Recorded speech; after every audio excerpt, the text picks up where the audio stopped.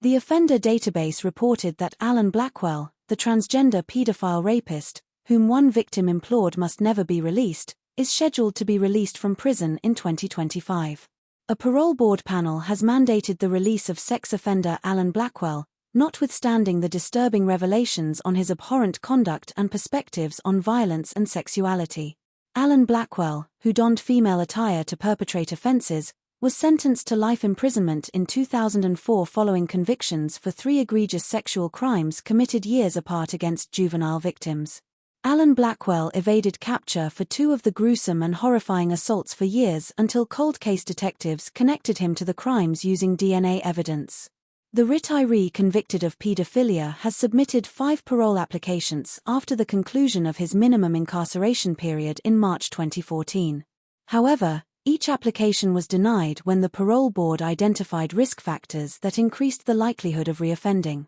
At a hearing last month, panel members determined that he should be released. The board's judgment was subject to reconsideration by the Justice Secretary. However, no application was submitted, and Alan Blackwell, now 76 years old, will be released in the forthcoming weeks. A spokesperson for the Parole Board stated, "We can confirm that a panel of the Parole Board has authorized the release of Alan Blackwell subsequent to an oral hearing.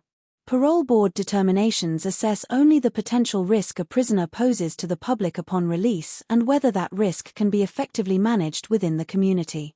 A panel will meticulously scrutinize a vast array of evidence, encompassing specifics of the initial crime and any indications of behavioral modification, while also assessing the harm inflicted and the repercussions of the crime on the victims. Parole reviews are conducted with meticulous care and utmost diligence. Ensuring public safety is our foremost priority." In 1994, Alan Blackwell subjected a 19-year-old woman to a harrowing experience when he targeted her in South Shields.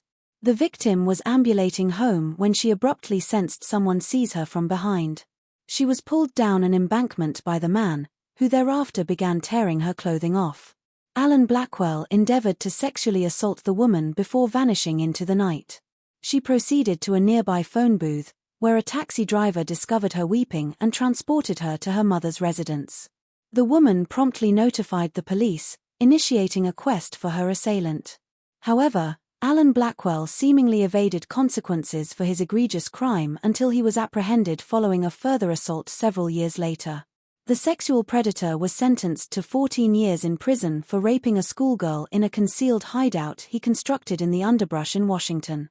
In 1997, Blackwell restrained and silenced the 12-year-old while donning women's attire during the harrowing assault. Officers from Northumbria Police's Operation Phoenix Cold Case Squad re-examined the assault in South Shields and utilized advancements in DNA testing methodologies to associate Alan Blackwell with the offense. Alan Blackwell, aged 48 at the time, previously of Jarrow, was sentenced to life imprisonment with a minimum term of 9 years and 10 months in 2004. 2 years later, he returned to court after being implicated in the rape of a 15-year-old girl in July 1989. She was assaulted while camping with 2 companions on the grassland in Jarrow. He stealthily entered their tent, once more donned in women's attire, and brandished a knife to the victim's throat, menacing to murder all 3 adolescents. Alan Blackwell received a second life sentence for this assault and was mandated to spend 8 years prior to eligibility for parole consideration. The parole panel recognized several risk factors that could increase the likelihood of Alan Blackwell reoffending. At the time of his offenses, the risk factors included Alan Blackwell's attraction to children, the belief that it is acceptable to sexually abuse children, a preference for violent sexual acts, frequent sexual thoughts, and the conviction that he had the right to engage in sexual activity at will. The police will not be releasing an up-to-date image, so unfortunately, you will not know him if he approaches you or your children. However, it is fair to say that he would not have had such an illustrious career if we had all known what he looks like and where he is.